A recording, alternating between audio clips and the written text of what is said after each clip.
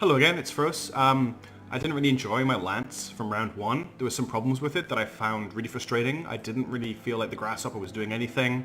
The Centurion really lacked the punch that I wanted. And the Kintaro did work, but I wasn't really impressed by it. So I'm about to play my round two game, and before I kick off with it, I want to rebuild my Lance. And I've sat and thought about it for a bit, so I'm just going to go through my decisions really quickly. And I thought you might like to come along for the trip just to sort of see what I'm thinking.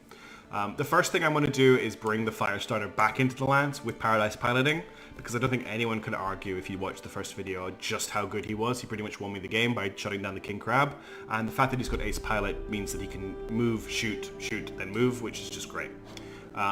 Thinking about it from last time, I could squeeze an Assault into the Lance, and a lot of people have been doing that. Stuff like a Stalker, or an Atlas, or a King Crab. It's really, really scary to face off against, but you're looking at paying more than, I don't know, like a third of your budget for one mech. And if something were to happen to it, like it gets knocked down a lot, you get an unlucky pilot hit, you've just wasted so much money on one core thing. It's the same philosophy why I don't think taking a Catapult in this bracket of C-bill amount, by the way, it's a 25 million C-bill stock tournament we're building for here, isn't worth it, because you're putting too much of your money in something that, for at least this, for the Catapult example, is going to be sitting at the back of the battlefield. What I think I need here is a good solid heavy mech that can anchor my sort of front line on, it can bulwark up, it can take the shots and not die while my other mechs work around it. There's really three mechs I'm considering for this. The Oni 1K is the most heavily armored heavy mech that's stock. It's got a really decent loadout of an AC-10, 2 medium lasers, an LRM-15 and an SRM-4. The major downside it has is that it has no jump jets. It carries 2 tons of AC-10 ammo and 3 tons of missile ammo, which in my experiences from the beta makes it very susceptible to ammo explosions, and that tends to ruin the day for it. My second thought is the Cataphract 1X. I'm discounting the Oni 1V because all it does is drops our armor to add a second SRM-4 and another ton of SRM ammo, which just is a systemic of the problem even worse. That's not a great sentence, but who cares? My other thought is the Cataphract 1X. It's 5 tons lower in terms of tonnage. It has a similar loadout, PPC, AC-10, medium lasers. It does not carry any ammo, so there are no ammo explosions to worry about. It does carry a lot less armor. You're dropping from 1160 to 880, which is a bit of a worry. It also runs quite hot even with 6 extra heat sinks. Again, we have no jump jets. The other thought is one of the Thud variants. I originally was thinking about the 5S. I was really keen on taking the 5SS here with its 1040 armor. Really nice loadout of a PPC, medium lasers, and an SRM-6. It's like a walking bunker. But then I noticed that it has SRM ammo in the center torso, and that just flat out disqualifies a mech as far as I'm concerned. Ammo in the center torso is just death. So that leaves us with the 5S and the 5SC. The 5S carries 2 tons of LRM ammo, a ton of SRM ammo, and a ton of MG ammo. And again, that's too many. I've had such bad experiences with ammo explosions, and a savvy player will focus on those locations and blow them up really quickly. So that really just leaves us with the 5SE. The 5SC is quite unique in that it carries 4 jump jets. That's really interesting to me. It's got 1040 armor again, which is a whole ton of armor. It can jump on top of fire starters, which is going to be my biggest threat really in any game. Carries 2 tons of LRM ammo, and that's it for ammo. It's got a large laser and 3 medium lasers and an LRM-10. So it's not incredibly heavily armed, but that's not what you're taking a Thunderbolt for. And I think the Thunderbolt with the jump jets is what's going to win it out over the Orion and the Cataphract. And also, it's cheap.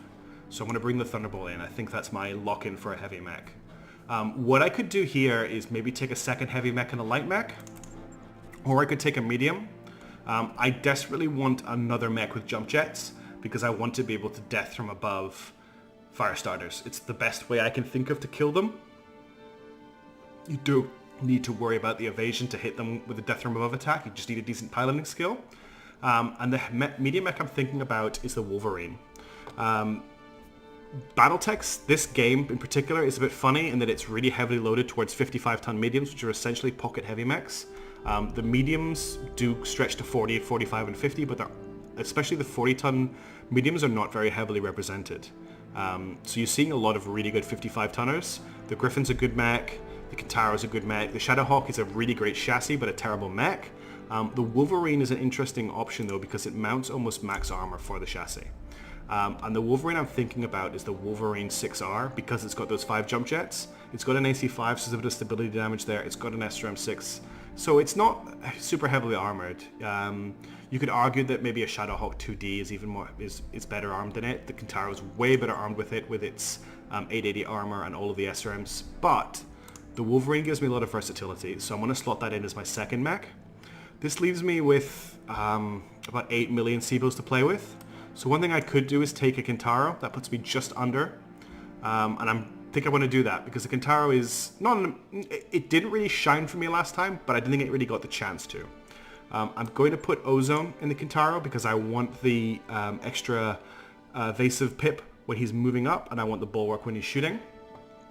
I want in the Wolverine a decent piloting pilot to make sure he's hitting with those melee attacks. I'm tempted to put Arclight in it, and the reason I'm going with Arclight, she's got terrible gunnery, but she's got tack mastery, which means she's going in the same initiative phase as the fire starters, and that's going to surprise my opponent. And if I do some shenanigans with the turn end initiative, who's activating last, I can make sure Arclight goes first and stomps on top of those fire starters. And then finally, I need a pilot for the Thunderbolt. It has to be someone with Bulwark. So if we have a look at our Bulwark pilots, we've got Buckshot. Buckshot's a decent all-rounder, really. We've got Mockingbird, who's got Sensor Lock. We've got Sumo, who's got Juggernaut. 8 Guts. That means lots of pilot injuries. That means a really high heat threshold. I don't think that should be discounted. We've got Wildfire, who's again a little bit middle of the road, but slightly higher gunnery than Blockade further up. No, not Blockade, who was it? Buckshot. And then, is there any other? No. I think I'm going to take Sumo just because this mech's going to get heavily targeted and I want those extra wounds on the pilot to make sure that he doesn't get pilot and capped out of the game. And if he does punch something, then we've got Juggernaut to take advantage, but really we're going to be using the Bulwark. So this is my lance for game 2, which I'm about to play, and I'll record that as well. And yeah, hopefully we have a good game. Thanks for watching.